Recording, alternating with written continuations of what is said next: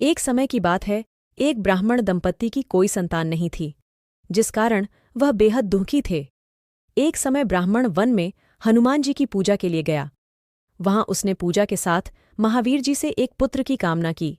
घर पर उसकी स्त्री भी पुत्र की प्राप्ति के लिए मंगलवार का व्रत करती थी। वह मंगलवार के दिन व्रत के अंत में हनुमान जी को भोग लगाकर ही भोजन करती थी। एक बार व्रत के दिन ब्राह्मणी ना भोजन बना पाई और ना ही हनुमान जी को भोग लगा सकी। उसने प्रण किया कि वह अगले मंगलवार को हनुमान जी को भोग लगाकर ही भोजन करेगी। वह भूखी प्यासी 6 दिन तक पड़ी रही। मंगलवार के दिन वह बेहोश हो गई। हनुमान जी उसकी निष्ठा और लगन को देखकर प्रसन्न हुए।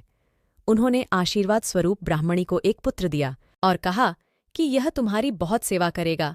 बालक को पाकर ब्राह्मणी अति प्रसन्न हुई। उसने बालक का नाम मंगल रखा। कुछ समय उपरांत जब ब्राह्मण घर आया तो बालक को देख पूछा कि वह कौन है। पत्नी बोली कि मंगलवार व्रत से प्रसन्न होकर हनुमान जी ने उसे यह बालक दिया है। ब्राह्मण को अपनी पत्नी की बात पर विश्वास नहीं हुआ।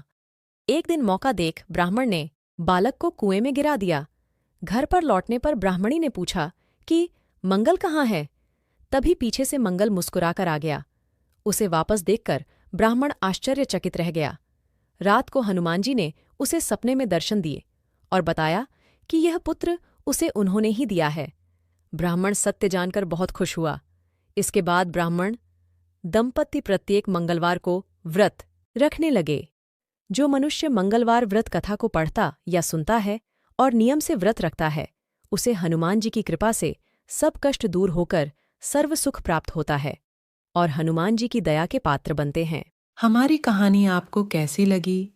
हमारे YouTube चैनल हिंदी लव कहानियाँ को सब्सक्राइब करें।